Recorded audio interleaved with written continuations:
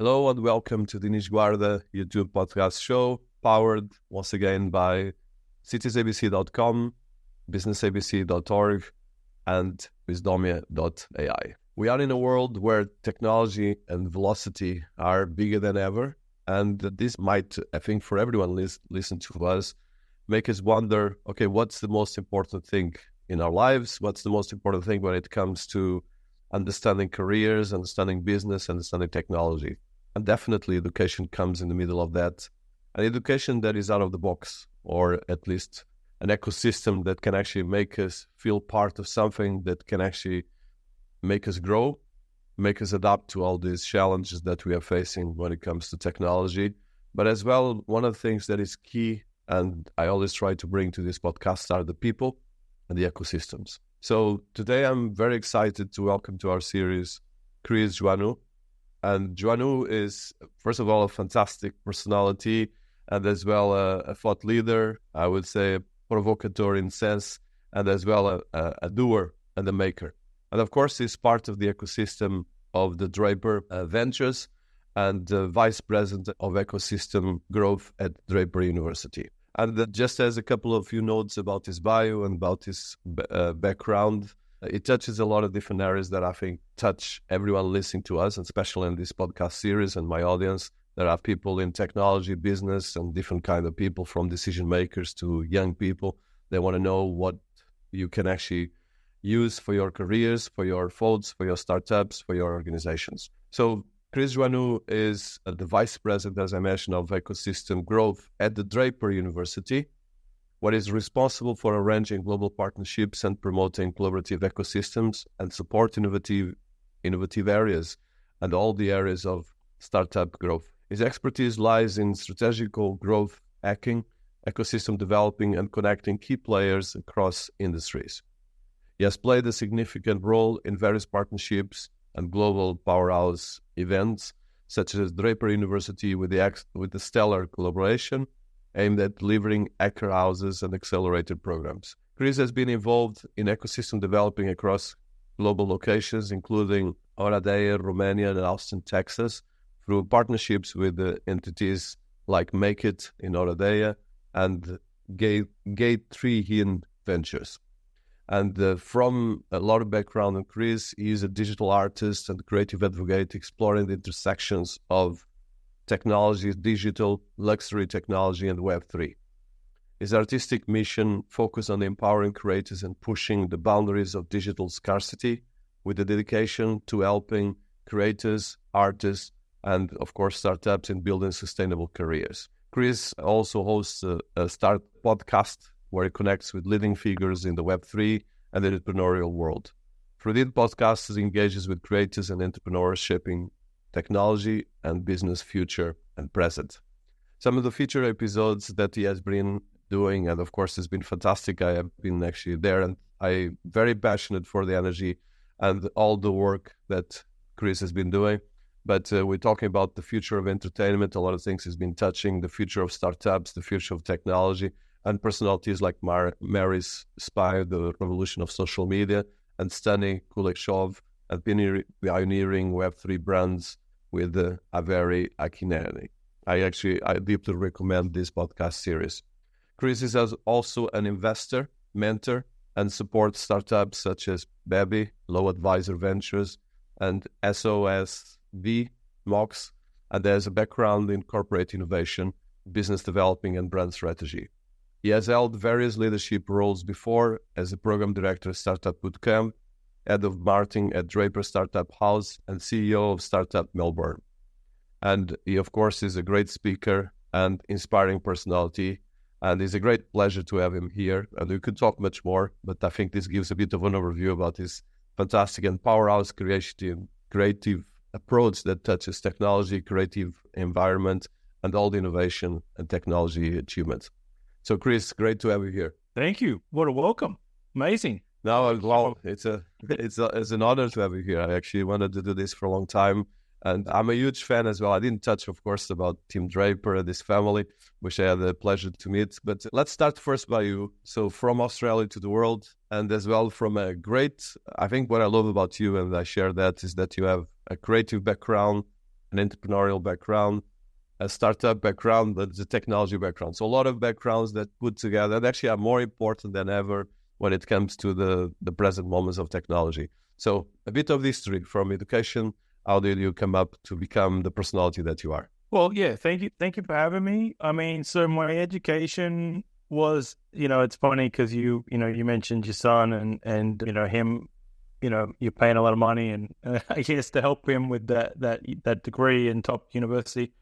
I came out of university from University of Swinburne. I studied multimedia business marketing. So it was a relatively new course on how to kind of market the digital space at that time. But the funny thing was that I didn't know what job to get. I would pay a lot of money for my degree and I didn't know what job I was to get after school. And so I took a traditional marketing role. I think I lasted about all of 2 years in the corporate world before I've done everything else kind of on my own or, within family businesses and stuff.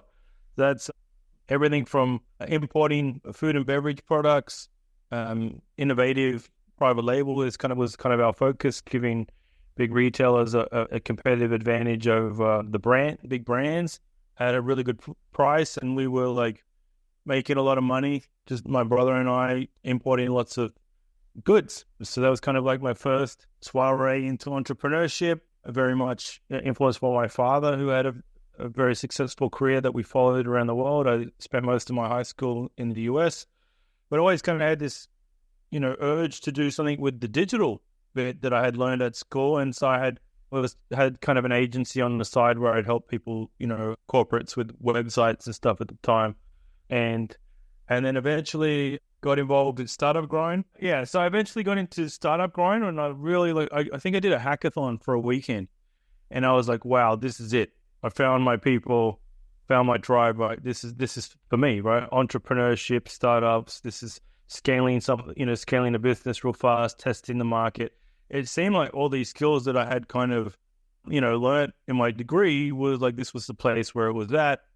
And so I was very early in the Melbourne kind of startup ecosystem and I wanted to get more involved after that day. And so my thinking was, hey, I started attending startup events and trying to network a little bit. And my thinking was, hey, if I had a connection to Silicon Valley, I'm gonna kind of win this thing. And so the hottest event at the time was Startup Grind, and they had he was the one interviewing the founders of Pinterest and 500 startups and just really big superstars, and they were making it to TechCrunch, and they had I think I remember the story. There was a guy, Dave McClure, he was the founder of 500 startups. And during his interview with Derek Anderson, the founder of Startup Grind, two guys interrupted the interview in banana costumes, literally dressed as bananas to pitch Dave McClure their startup, right? And then so that made TechCrunch. You can find this, you can search this. And so this is how I came across Startup Grind. I reached out to them. I had a small meetup at the time. It was like 400 or 500 people. And I said, hey, I'll just give everything to you. I just want to be part of it. So I became like the 11th chapter on it was Startup Grind Melbourne. And while I was importing goods and I should have been focused on the business, I was completely distracted by this passion of mine, which was getting people together to talk entrepreneurship and trying to get the best, founders I could on stage. That was kind of where I got hooked. And then that kind of led to networking a lot and getting to, I was like the number one, global startup, grind. Can't remember what the term was, but the number one, I made the most money. I was like the hero of the ecosystem or whatever. And I used to remind everyone about that quite frequently. But, every year they would have the best director in front of the top director. And so that got me to meet Google and got really tapped into all the startups that were growing. And because I was interviewing them, a lot of people that were on these really high growth trajectories, then, I'd have the founder of Xero on the stage. And then 2 years later, they're like, multi-billion. When Slack came to launch in Australia, I was there to launch the office. So that became a path to Draper Startup House, I believe. and also doing some consulting for Startup Bootcamp. So always kind of in the startup realm. The Startup Bootcamp stuff was pretty much split between. So they're one of the largest accelerators in the world, number one in Europe. I work for them to do, everything from training the growth hackers to corporate innovation. So I which is a very tough gig. It's kind of consulting, these top executives in innovation on how to run more lean and agile. And so it's kind of a painful process, particularly if you're the young guy or girl, entering these markets and telling them that they've been doing it wrong and they've got PhDs and innovation expert. So I would do that for like Nestle, so on. And while I was not on those consulting kind of gigs, I would train the growth hackers. So I got deep into learning about how people would scale companies and scale startups, and to a point where I was teaching it. And then there was the opportunity to, work with Draper Startup House. I had followed the journey of tribe theory in Singapore. It was the first hotel for entrepreneurs. And I just loved this concept. And they would take cryptocurrency as payments and things like this. And I thought this was so cool. And I had just followed that journey, and my friend became the community manager over there. And I'm like, man, I got to be part of this. And then at one point they take investment from Tim Draper. It becomes Draper Startup House. And I'm like, this is it. Now they got everything they need for this story to fly. I get my dream job. I land my dream job there as the head of international marketing. I'm skipping a few steps here, buddy, but hopefully it's making some sense. I land my dream job as head of international marketing for Draper Startup House, this global hotel chain for entrepreneurs. They're in all the biggest tech hubs, Lisbon, Tallinn, Bangalore, Singapore. There's about 24 today. Anyway, so just as I get that job, maybe 3 months in or so, the pandemic hits. So no one is traveling anywhere. It's like the worst time to be in a travel role. Thankfully for me, I managed to, they like the hustle. I don't know what it was. I managed to go across to Draper University, which is then now a business founded by Tim Draper. So this is kind of now dream role version 2. I started as the head of partnerships and business development for the APAC region. I couldn't even get to Silicon Valley if I wanted to at the time, but Melbourne was seriously locked down. Anyway, do a reasonably good job.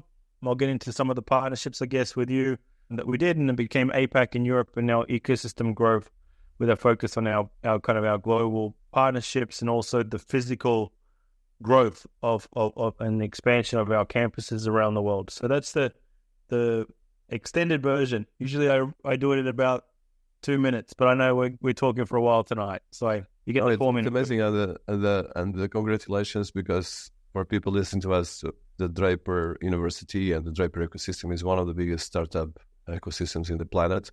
But before we go there, and I have a lot of questions about that, what I'm excited about your career is that you have, in one end, entrepreneurial experience, like you mentioned, from family, from building things yourself. Then creator experience, I didn't touch that, but I think it's a cool thing as well, because I think people on the business world, normally they take the creative side apart. And now, as technology replaces everything you do, that is more important than ever. You need to be creator to get this.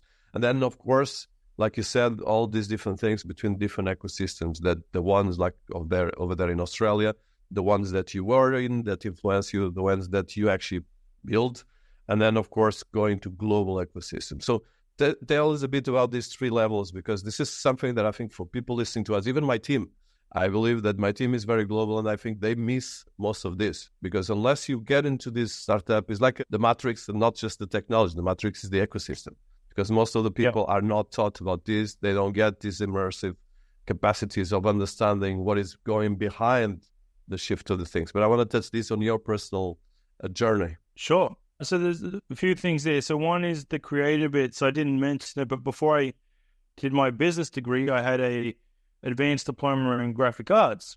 And this is kind of the reason I'm still I did the digital agency. I would, as well as being able to market the product, I would kind of design some of the stuff.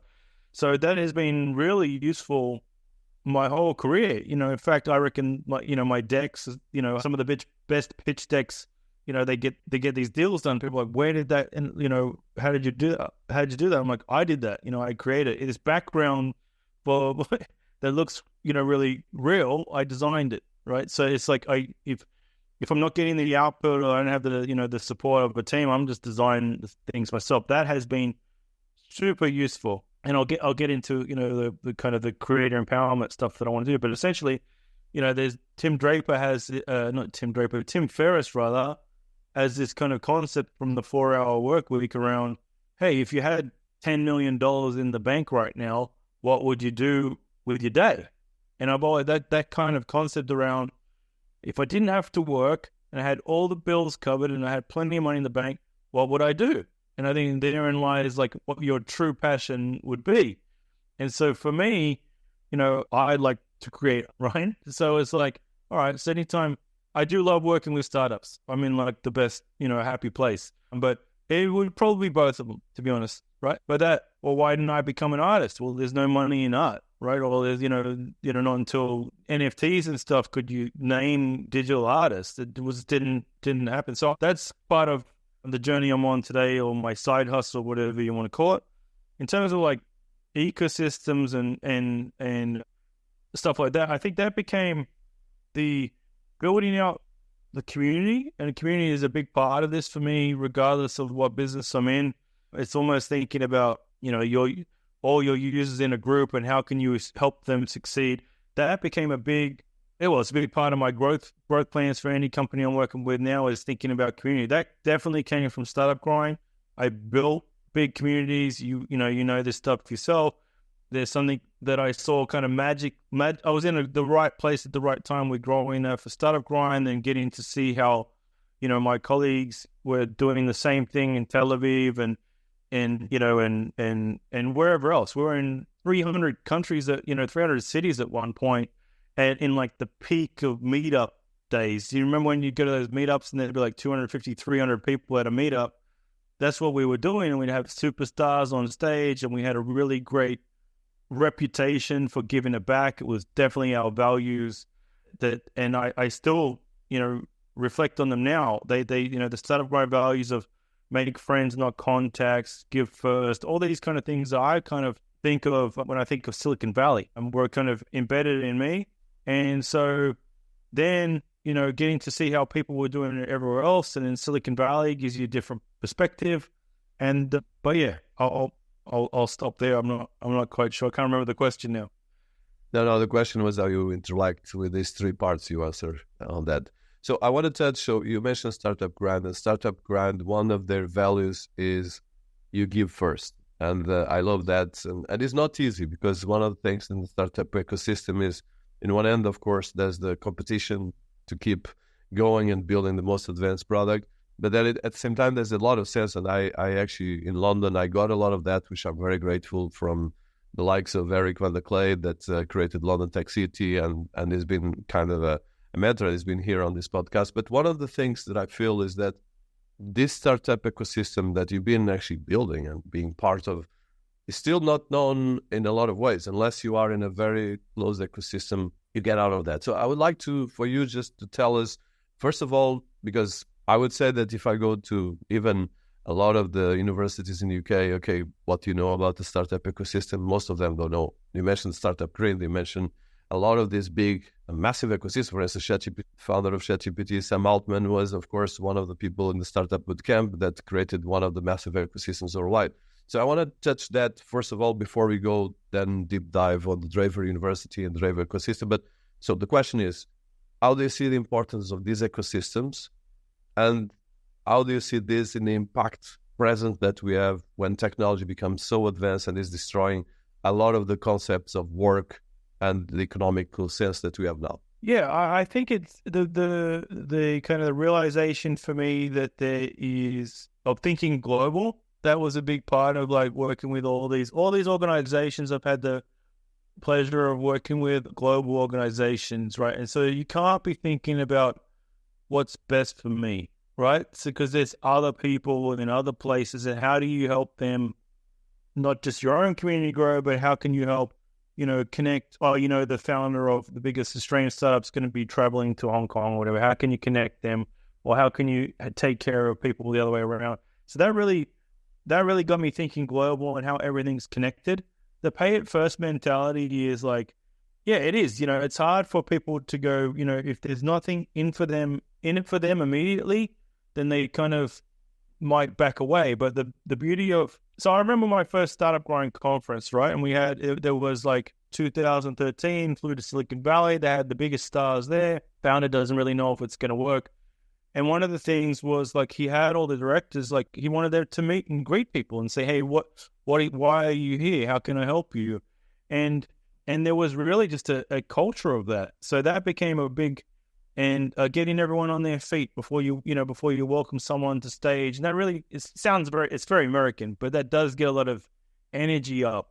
So that became something that I wanted to replicate, something that I was proud to like try and help people. And there's just something that if you do it long enough, the beauty becomes really apparent in different, in unexpected ways. People just connect to each other. It could be that like, you were really good to this founder and you connected them with someone in Silicon Valley, or you connected them to the business development. You start to see how you can connect the dots. And when you can connect the dots and help people, then they don't forget it, right? You got a favor up your sleeve, right? And it's kind of this cosmic karma, whatever it is, it does come back, right? And so I would just constantly try and give people value. If anyone was in the audience, was just sitting by himself, I'd go see them and say, hey, what brings you here? How can I help you? Who are you talking to? Oh, you need a designer. Hey, Phil, come over here. I know he's a fantastic designer. At least try and connect people and make things happen. The second part of your question was around the impact, right? Yeah. The impact. I guess I kind of touched on that, right? It's yes. Yeah, beautiful things happen. Yeah. So now let's go a deep dive into. So for people that don't know about this, first of all, a bit of context about the Draper ecosystem, and then what is the Draper University? Yeah.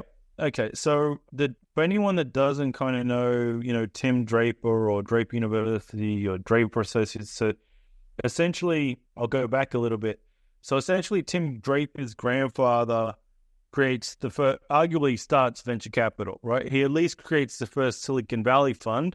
There was some things in New York at venture capital. It became venture capital.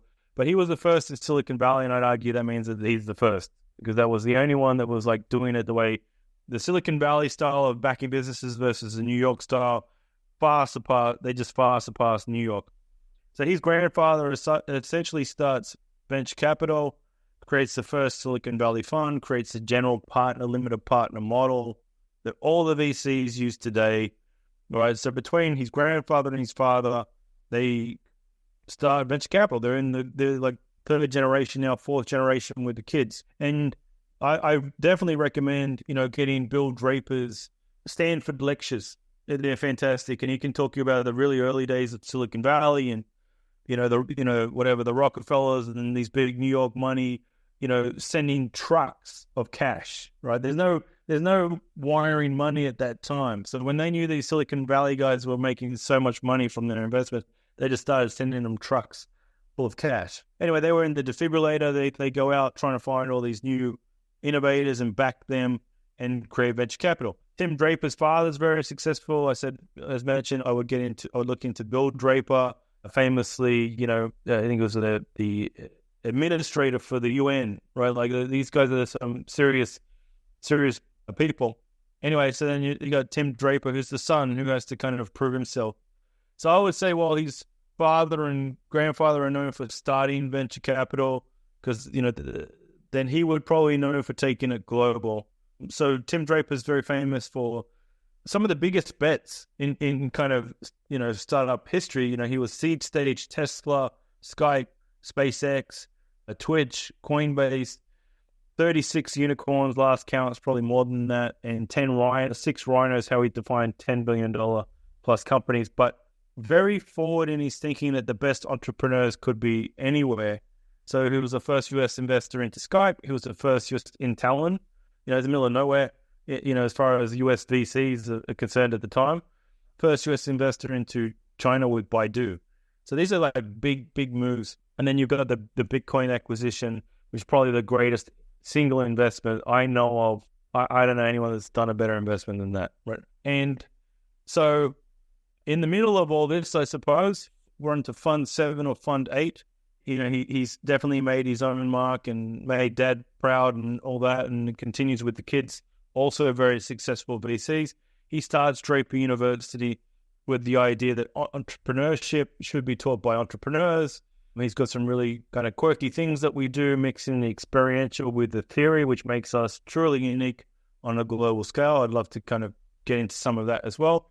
But he wanted to bring entrepreneurs from all around, potential entrepreneurs, aspiring entrepreneurs to Silicon Valley, help them, give them the education they need and potentially some funding. And it also becomes deal flow, in the big picture of things, because it also the fund also evolved into a global network of funds. There's Draper Nexus Ventures, Draper Dragon, Draper B1 in Spain, about 24 of these funds around the world.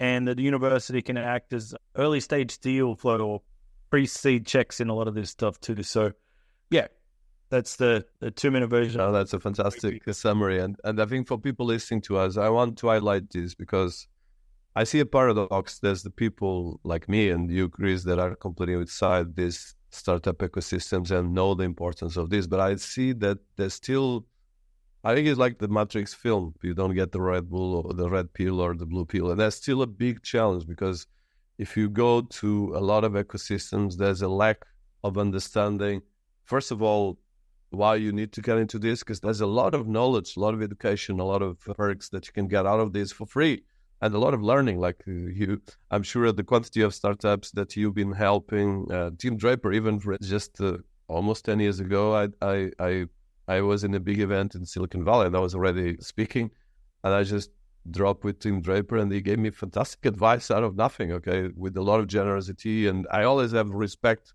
for what he achieved. And actually, I was in a panel with his son.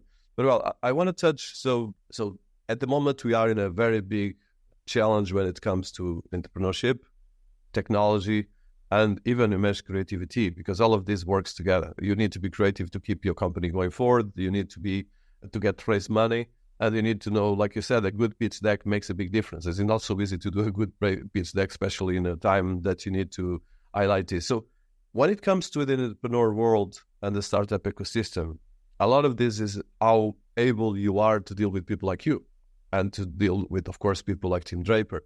So tell us a bit the steps that you would set. You mentioned Tim Ferriss and this book, the 24-hour book or the 4-hour book, which is a fantastic book for everyone listening to us and is one of my favorite books. But I want to touch from your experience from all the different parts and about, of course, now leading the Draper University.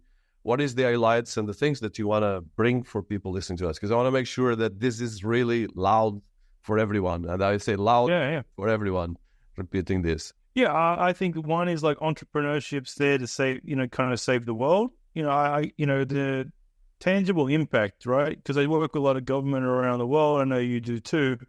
I like the case study of Skype, right? And this is the beauty, right? Because it's not just like where, innovation consultants are referencing Tesla and Skype in case studies. We were there. We invested in them when there's, Elon walk in the door or two people on a video call, right? So the Skype is a perfect example of what can go right? So I use it all the time. So the Skype founders in a small, in Estonia, a pretty, relatively small country, get acquired by Microsoft for $8.5 billion.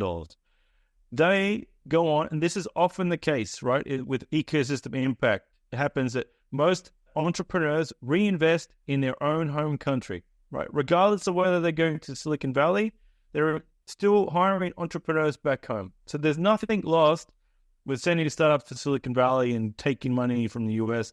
It always filters back. Anyway, they get acquired for $8.5 billion. The founders go on to start, the founding team rather, go on to start another 10 companies that become unicorns, right? Think about the impact of that alone. So you've got Skype, scales to 10,000 employees. The founding team starts another $10 billion plus companies. They also start a bunch of VC funds that also create another bunch of unicorns. At one point, Estonia per capita is the number one producer of unicorns in the world.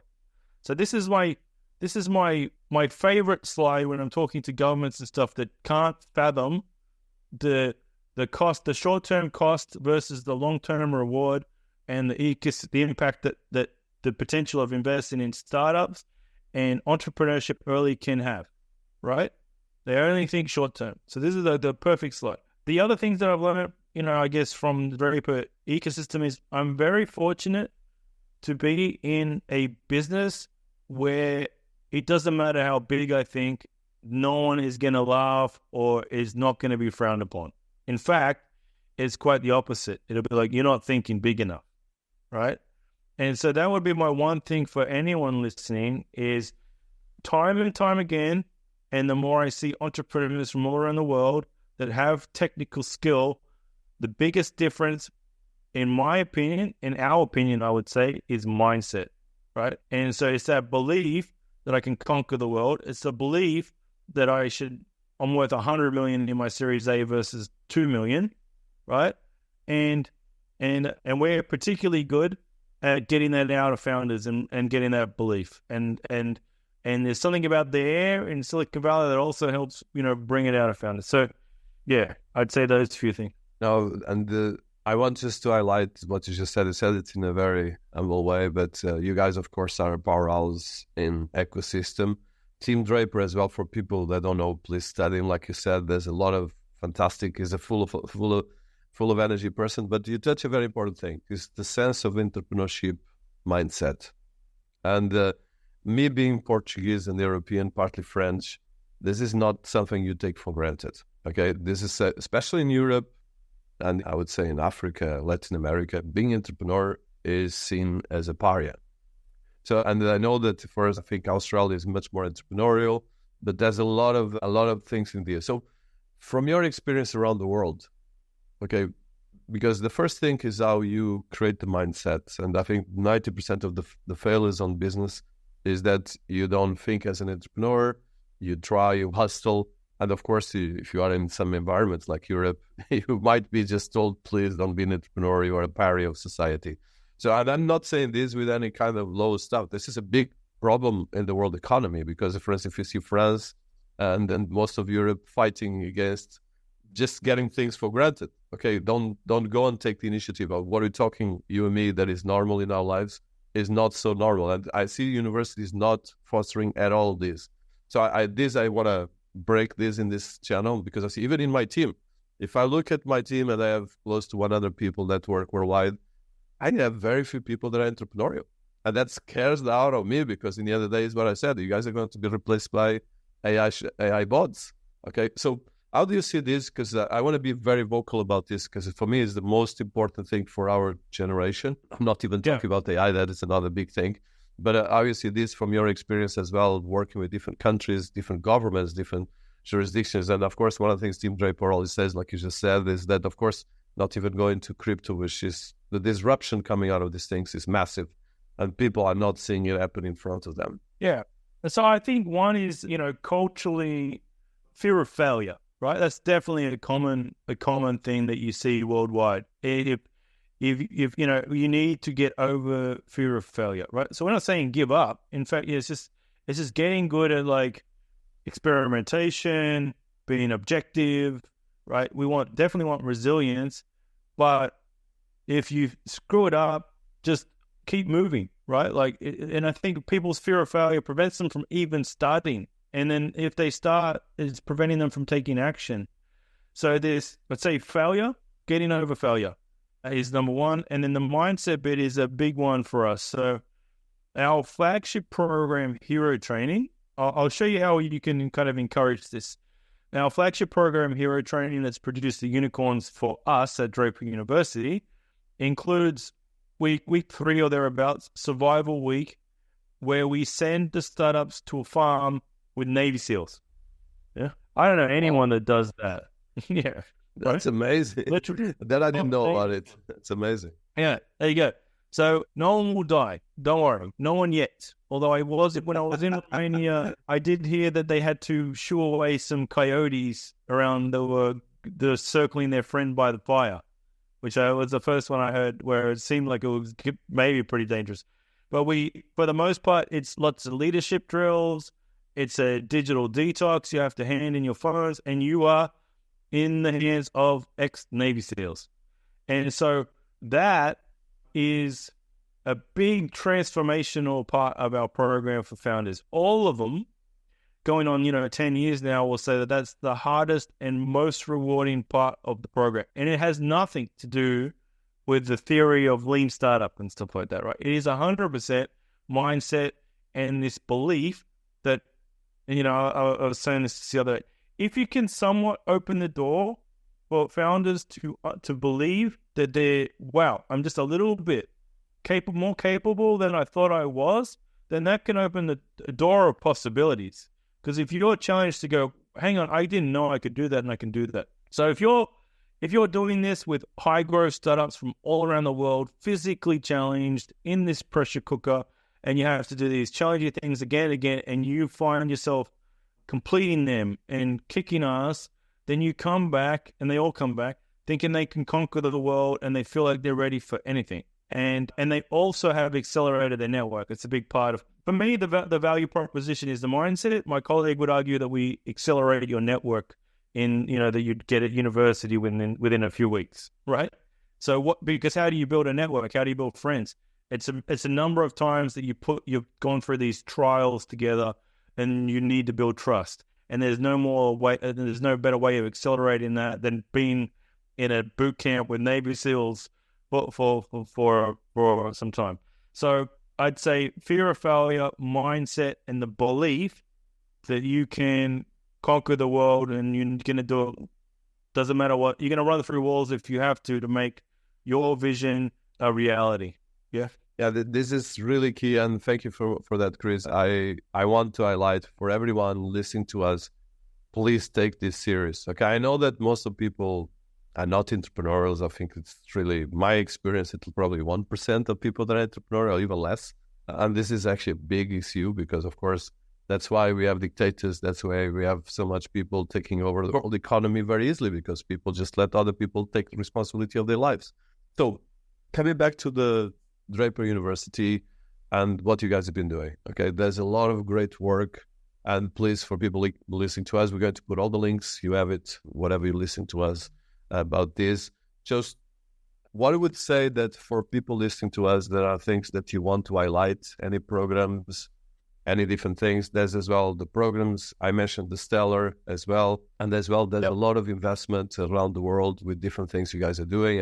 And of course, the first thing that you get when you go to Draper University website is Think Big, and draperuniversity.com. Please look at it, but from your own mouth. Yeah, I think that, Think Big's probably another thing, right, which is also kind of related to mindset, right, is I always challenge entrepreneurs, even the entrepreneurs that make our program, like, how could you make this 10x bigger?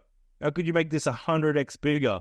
And that two sentences, hopefully that's going to at least have some people listen and go, maybe I wasn't thinking big enough, right? Even the big thinkers, right, can all just go, you in a different frame of mind if you can think even bigger. And that is very important, because the trajectory or the rate in which, innovation, exponential growth of innovation and the market and what's happening is not just us telling you to think big. It's just you have to be that big, because the market will kick your ass if you're not thinking 10x, 100x bigger. And two is that's how venture capitalists think, right? They're going to go, can this be $1 billion business? Can this be a $10 billion business? If the answer is no, then you got a lifestyle business, right? And there's nothing wrong with that. I'd love to be have a business that made $1 million a month and sit there and drink pina coladas or whatever the dream is. But if you want to get in the venture capital space, then you need to be thinking that, like, they're looking at it that any single bet they're making on could cover all the other failures, right? So that is a big. Then you've got, at the same time, like I said, the market's just growing exponentially. The chips, was it Moore's law or whatever? That'll be surpassed, right? They're more than doubling in 18 months, whatever it is at this rate. So you've got, think big. In my own words, Draper University, I think regardless of whether it's Draper University or your first, startup weekend or a hackathon, get out there and try entrepreneurship, right? You might be surprised, you might like it. And if not, right, this you can always challenge yourself. It's that, like, the growth comes from being in that uncomfortable place, right? So I think the best entrepreneurs after a while, they're always seeking the discomfort, right? Like, and they're like, maybe it's wartime or peacetime or whatever, but I heard the phrase like, oh, if it's too quiet, I need to throw a grenade in the office. It's better to be in the chaos. But yeah, if it's a chance between you sitting at home or doing something, interesting and stretching yourself, do that, right? That's a little bit entrepreneurial. At Draper University, we start pretty early. There's definitely programs where you can test the market, but for the most part, we're at VCs. So we're looking at kind of pre-seed stage. You've got a product for the most part. You're just starting. We'll take a gamble earlier than most, but you have a product and we think you can deliver, and you're working on a big market. And yeah, they're the kind of three things. But it can be everything from anything you like. We are doing a lot of crypto stuff at the moment, but I think the through line is that big picture thing, right? We're the only ones that I know as a global kind of VC fund that are simultaneously investing in cancer treatments and flying cars. We truly back moonshots. So this is a place where no one is gonna, we want you to come in thinking fucking big. You might have to beep that one out. Yeah. No, I love this. And what I said is, I think, like you said, for people listening to us, there's a lot of fear of thinking big. I see that as well. And I'm sure that is something, but for people listening to us, that's just, the team will put some image as we speak. So if you go to the website of Draper University, the first thing is transforming individuals into superheroes who change the world. And I think that's the most important, okay? It's not just about the $1 billion company, although you need to think big, because if you don't think big, you will not achieve anything. But as well is about building a startup, a career, and a network. So one of the things that is impressive in your ecosystem is the people. Okay, there's wonderful people from, for instance, I'll just get some numbers out of that. Let's look at the ladies. For instance, you have Madame Dieng, a global lead, that is global innovation and strategy at 500. You have Surbi Sarna, global partner, I Combinator, and Vision Media acquired by Boston Scientific for $275 million. So tell us about the people, because when you go abstract, people sometimes don't get it. So case studies, people that have been the success stories. Yeah, so we've had, like Surbi Sarna, we've had companies that have been acquired for $275 million on demo day, $100 million deals with Coca-Cola, a massive YouTube stars, the Cartier Women's Initiative, a winner. We always have superstars from around the world. So our last program, we had 110 startups in the building from 30 countries. The program before that, we had 120 or 130 startups in the building from 35 countries. That's for our flagship hero training.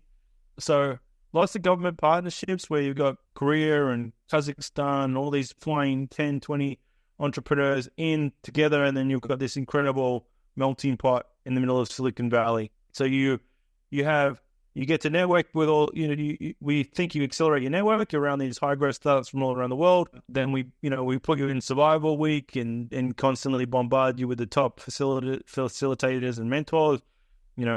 As an extreme example, Elon Musk has been there for a couple of classes and showed a cohort through Tesla. But we always have a few superstars in each of the programs. That's either, that's the beauty of the proximity of Silicon Valley, and it's also the beauty of the legacy, the Draper legacy, where we can count on, top founders from portfolio companies and stuff to lend a hand and teach. And so, founders from Zapier or whatever. So and we're the only ones with the residency. So this is, I'm full pitch mode now, Dennis. But yeah. Oh, that is very important for people listening to us. Good. So we're the only ones with the residency. So that's really super helpful for partners too, because Draper University is a hotel that Tim Draper bought and became, Draper University. So we're the only ones in Silicon Valley with the residency. So instead of, governments or corporate partners having to Airbnb out all this stuff, we can fit, I think it's like 180 startups or founders rather in the building at the same time. There's a swimming pool and ping pong and cafeteria and all that kind of stuff. So it is really something when it's buzzing and you got all these startups together and the conversations then, and we think we produce a much better startup if they live with us. That's the other thing I'm constantly pitching, and it was no more evident than then the pandemic, and Zoom calls and the Zoom ends and people go about their life. Whereas if they're in the building, they're having barbecues together, they're forming angel syndicates. Some people got married, right? So there's this beautiful synergy, that cohort effect that is very evident when people live together. So yeah, it's a beautiful experience for the founder for sure. And then at the end, you might walk away with a check. All right. So yeah, it's a great place to at least, to start entrepreneurship for sure. So let's go to the nitty-gritties of this. So because people listening to us, what I feel, and I'm sure, Chris, it happens to you, but I think sometimes when we are, so I remember the first time I started writing, or I was more involved in building these things, that I thought everything was knowledge about digital, was knowledge about startups. The reality is people are not. Okay, we can talk about what we're talking is a very small fraction of people that have this energy and this capacity to be really out of the box. So how do I go to the Draper University? How do I apply? How do I get in? Because I want everyone listening to us to be more proactive. And if you're not, of course, it's your responsibility.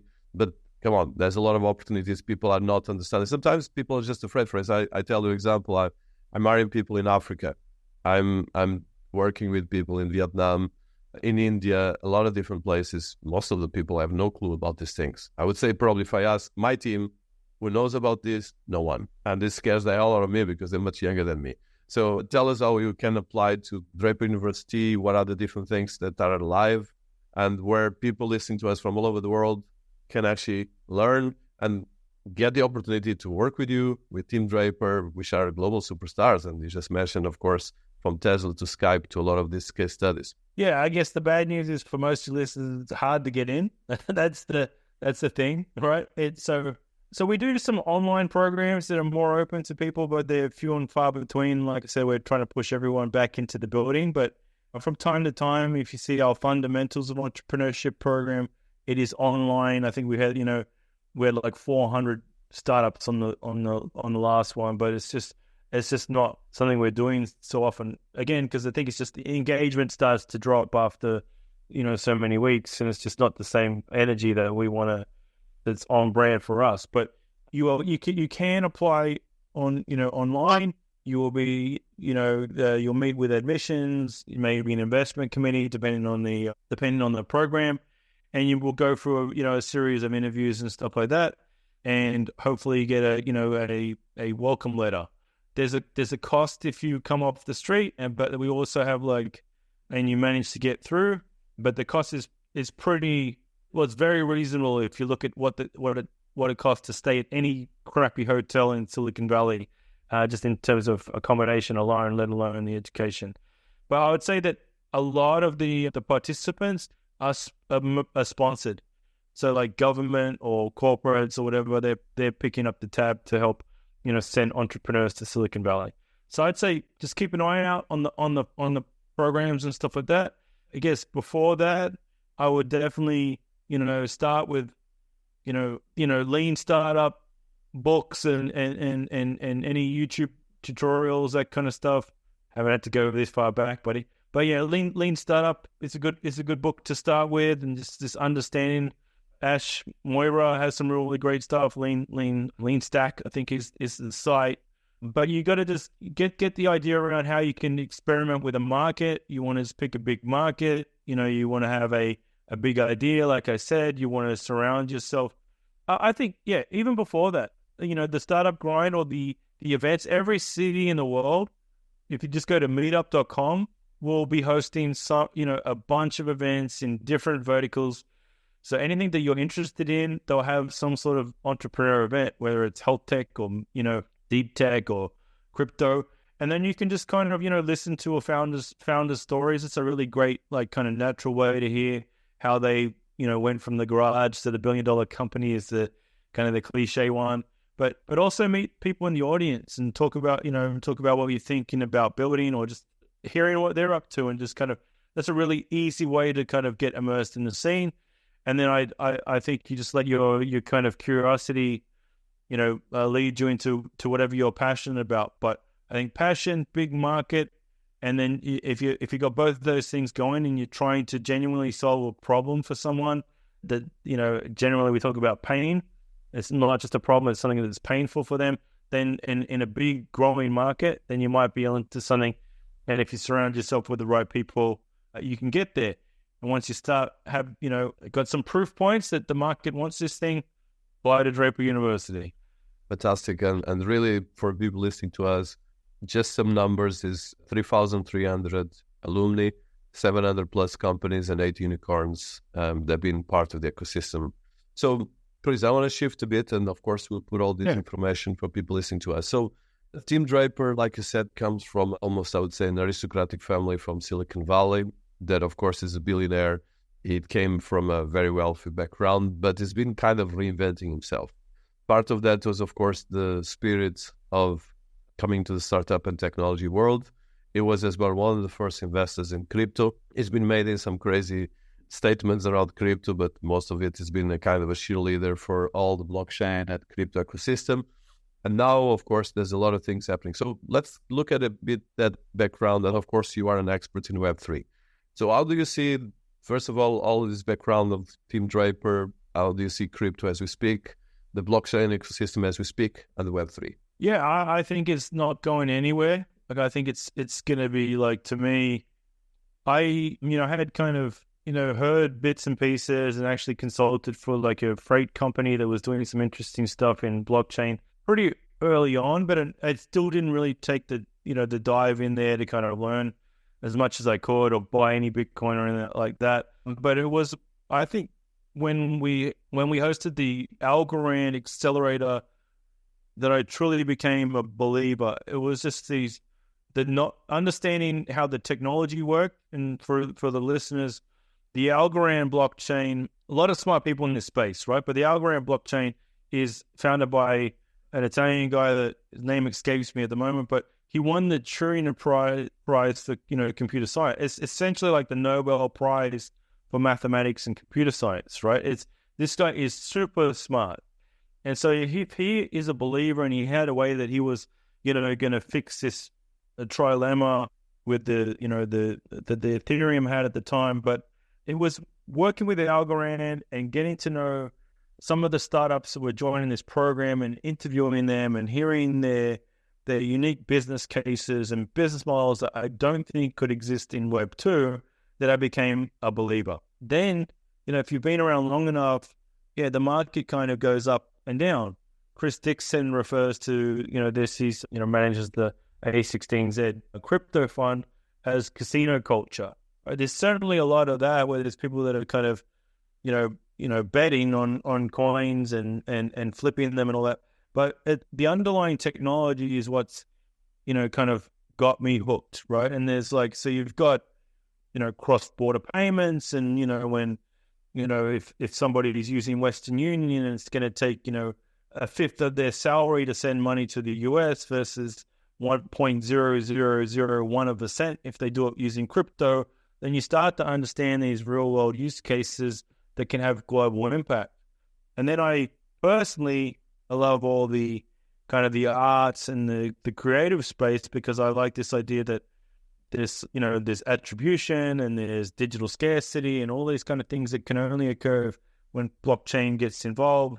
But yeah, as an ecosystem, Tim Draper was a big believer in the very beginning. His son was a big believer in it. They bought a lot of Bitcoin. It's probably one of the best investments I've seen.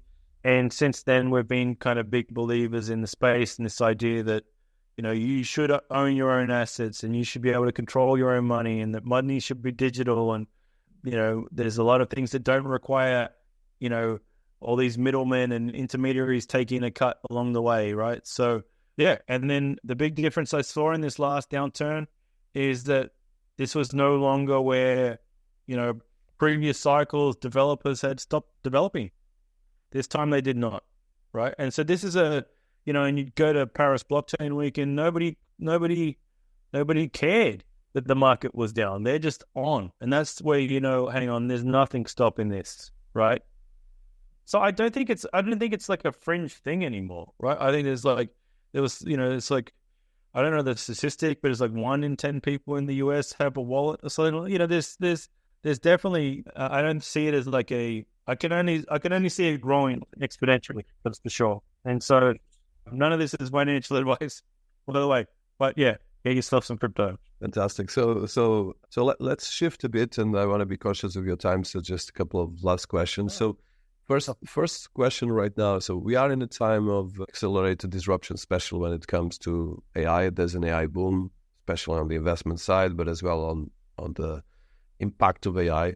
And AI is, in the end of the day, for instance, the last update of ChatGPT-4 killed thousands of startups. Of course, it's creating a lot of new. And at the moment, there's definitely a kind of a crazy valuation over the startups. There's a lot of different things.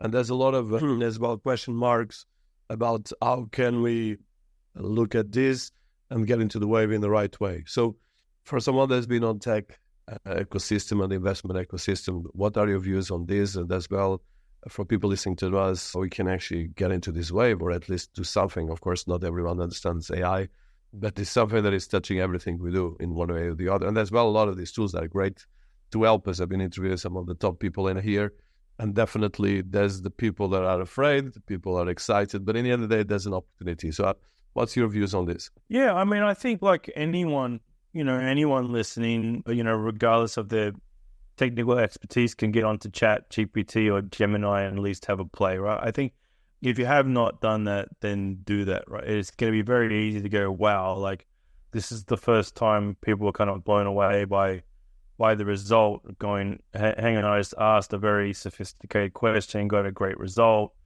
I'm hoping that the answer is not saying that it's somewhat meant to be, original in its content, so this is something I can use as a blog post or whatever else. So I would say definitely just have a try if you have not already. I mean, I think it's super exciting, right? It's you can see from each iteration how much it's improving and how I think it will help make our lives easier, right? We have AIs that understand us, and we're not that far away. I imagine all the biggest players already have quite a much better model than the Chat GPT-4 that they're using to advertise to us, for example, right? But hopefully it makes our life easier, or, I mean, for me, there's this kind of, this meme around, I wish that it was the robots were doing the dishes and stuff and not creating the art, right? Because that's the bit that I want to do, right? Whereas like there's really some great AIs creating some phenomenal art right now.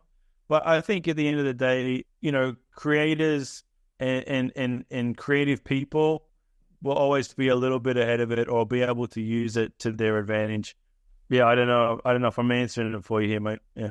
No. I you answered on that. So one of the things as well that you're touching is, of course, the partnerships with governments and ecosystems. So tell us a bit about that and some case studies or some highlights or even some things that you want to share with us. Yeah. So as of like early this year, I really wanted to, we are hosting, up to 30, government startups, government-backed startups or startups from all around the world, each program, and they're all flying to Silicon Valley. And I can understand why, there's the Silicon Valley will never be replaced. And there's just like, I use this example with Startup Grind. It would have been impossible for me to get, Doug Leone from Sequoia Capital to fly to Melbourne and be at my conference, but he will drive from Palo Alto to San Mateo, right? So there's going to be always something beautiful about the proximity. I can't remember your question now, man. I'm blanking.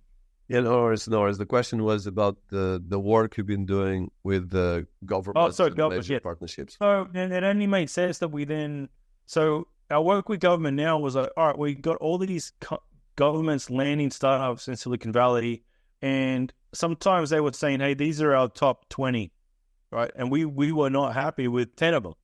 So then it became a bit of, hey, can we get involved in the decision-making process? Can we join you in Korea and do some of the education, half the program in a particular country?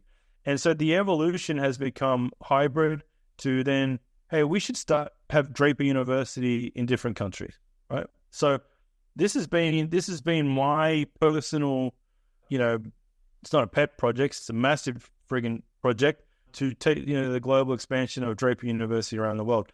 Recently, we signed a deal with the Malaysian government to launch the first international Draper University campus. So understand that we have hotels for around the world and we have funds on the ground in all these locations. But this is a big deal because this is the first time Draper University is going international. to be in Malaysia in Kuala Lumpur. Pretty close to other deals, for many months, having conversations with Romania and Canary Islands and Poland and, Japan. There's a few, definitely some other markets that we're looking at that'll be next to roll out. But my focus is, trying to get Kuala Lumpur thriving. And that is a combination of, and so in doing so, there's been a lot of global travel and a lot of dealing with these governments around the world. And to me, the one thing that I see common is the mindset bit, right? There's no shortage of technical talent in Poland, right? So why do they not have 10 times the unicorns, right? So one, yes, maybe access to capital, but for me, the most part is mindset. So we want to set up a very similar experience as much as we can, maybe bring the Navy SEALs if we have to, to some of these locations, bring some of the US facilitators over there. And it's not a matter of transitioning. You never want to completely give up the access we have to some of the founders we have in the US. So a lot of hybrid programs that we're dealing with governments around the world. But generally, most governments around the world talk in terms of unicorns. They understand the benefit of producing, billion and multi-billion dollar tech startups in their country and the impact that they can have on the ecosystem if there's an acquisition. Given exactly what I said with that case study, you start to ramp up your engineering talent. You have venture capital that then flows back into the ecosystem, so on and so forth. There's so much benefit that can occur from investing in startups and in any country. Fantastic. No, this is for me, you touch a couple of very important things on these levels that are more important than ever. Well, we've been a fantastic ride. I still have a couple of, I would like just to touch one or two things that are important. So from the work, so you mentioned the Malaysia partnership. I know as well that Team Draper was in Sri Lanka to do a couple of things related with the startup ecosystem there. And of course, Team Draper has right now as well a channel and the television channel that is doing. So a lot of stuff happening right now. So from the university and for instance, if someone listening to us, for instance, wants to be part of this, I'm not talking about the entrepreneurs, of course, it's more ambitious, but from the university, for instance, are you guys doing anything for Africa and a bit of kind of the goals that you have in the future? Because, for instance, I've been working with a lot of people in Africa, and I know that education is a key element. And of course, funding and a lot of different things, but education is really important. So, of course, the kind of education you're doing is for education for startups, for, like you mentioned before. But so in some of these geographies, how you are trying to do it, for instance, if you want to touch the case study of Malaysia or a case study of Sri Lanka, because I know in Sri Lanka you guys did it was more on the funding side and the program, but I know that it was a big impact because, of course, it's a country that is with a lot of issues. Although it has a huge amount of talent. I was there myself last year, and I saw the talent, the startups, and how angry they are for these kind of things. Yeah, I think the talent's probably the key word, right? Because I think that's the benefit of our programs, regardless of whether you start a business. We have a slide where, that entrepreneurial mindset and that, getting over your fear of failure and willingness to try things and experiment and, back it up with market data and, digital skills in general are important to a lot of countries, right? So it doesn't necessarily nothing's lost if you don't start a business from everything you learn on entrepreneurship and the latest in AI or whatever else we're teaching, right? I think that's the big thing with governments around the world is this digital transformation, or trying to upskill everyone and to understand to be more computer savvy, or learn how to code, all this kind of stuff.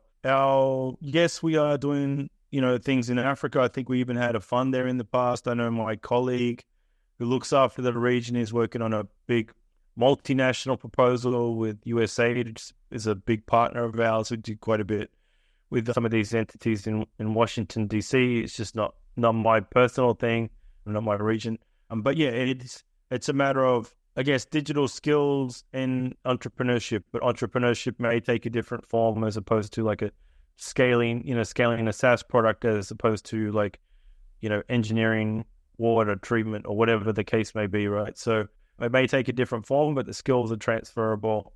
regardless of the region, regardless of the stage of the company. Yeah. So one of the things, and as one of my last questions, so you have in your programs the Euro training, the fundamentals of entrepreneurship, blockchain accelerators, corporate accelerators. One of the things you have as well is the Stellar X Draper University Web3 programs. I know that it's not completely active as we speak, but tell us a bit about what you've been doing with Stellar. Yeah, so Stellar's a really interesting, it's a really highly regulated space. These guys are superstars. They have head office in the US, so they're super compliant kind of business. And they're a lot of impact driven blockchain. We're fortunate enough that, we're working with them on AI meets blockchain kind of scenarios for the Hacker House and for a full-blown accelerator. We're investing $50K into each of the teams and having them join us in Silicon Valley. The Hacker House is going on right now, and really super interesting use cases from fashion to payments to whatever else. So yeah, essentially they're a key partner of ours. We like what they're doing with real world assets. We like what they're doing with MoneyGram and global payments. I would recommend anyone, check out their site and check out some of the videos. They have some really great kind of documentary styles on real world use cases that help people really understand the value of crypto for developing nations. It is, and it's far removed from this kind of casino culture that we have maybe in first world. But there's a guy that has to, go to every ATM in Colombia, to pay his employees and straps the cash to himself. And now he's driving around on a motorbike in a very dangerous neighborhood so he can pay his employees versus, wiring it, via MoneyGram. They're a great partner and we like what they're doing. We're trying to support it, long story short. And I'd love if you followed the journey of these startups. It'd be great. Well, thank you so much. So last question on probably more about, so do you want to share anything related with your creative achievements and things you're doing and how you keep the creativity? I think you touched that in the beginning. I think for people listening to us, it's about your passion. Of course, not everyone wants to create $1 billion companies, although if you are listening to this channel, probably you'll be a bit more ambitious. But from your background, how do you and how do you manage the different passions, like you said, between the ambitious part of leading one of the biggest projects on entrepreneurship in the world, but as well your creative side and the Web3 side? Yeah, I don't think I do a very good job of it, to be honest. But I try and then just go, hey, how can I put creativity in what I'm doing on a day-to-day basis, whether that's the art in the proposal or just strategic thinking. I think you just got to sometimes work with what you got. When I do have some time to work on art, I try and disconnect where I can and create when I can. For me, again, it kind of overlaps with work because I'm super interested in where, technology meets the creative space, particularly in Web3 and this idea of ownership and additions and digital scarcity is super interesting to me. And then particularly around physical products. So that's kind of my passion project at the moment is like, where does luxury meet Web3? And I'm working on a fashion label essentially that is on-chain luxury streetwear, where you buy the garment and you can scan the garment with an NFC chip. Let's say the tag that's on the or the logo, the emblem, you can scan it, and then you'll bring up an NFT that you can claim, and then the NFT becomes like your gateway to a bunch of any experience that you choose. So I like this idea that it's kind of fashion first, and then digital experience, and then that becomes your key to a community or your key to content, because a lot of these NFT projects are, first I buy an NFT and then I can redeem a t-shirt or a hoodie or whatever. So it's almost like, it's always merch. It's always kind of just a fast fashion or an afterthought as a perk for the community, where I'm like, what if the fashion came first and the art was the perk, and then the art could be traded and, for years to come. And the concept of, luxury in general, and that the prestige and your loyalty to those brands could be passed on for generations to and whatever else. It's still to be explored, but this is the passion for me. This is I think I'm wearing it right now. So there you go. Baseline Manuel is the brand. Oh, fantastic. Well, congratulations on that. Probably have to have a separate one just about fashion and tech, because it's one area that I actually create Fashion ABC, and there's a lot of work to be done there, actually, to be honest, as the second biggest polluter in the world, and as well a lot of innovation that comes out of that. Well, Chris, it's been a fantastic ride. Thank you so much for your time. Congratulations to all this work. For people listening to us, we'll put all the contacts and all the different amazing things that you have been doing, and of course, the Draper University. I wish you a lot of success and a lot of continued innovation for all the people around the world that actually need these programs and actually can learn and get the best out of this. Thank you very much. Amazing. Appreciate it. Thank you.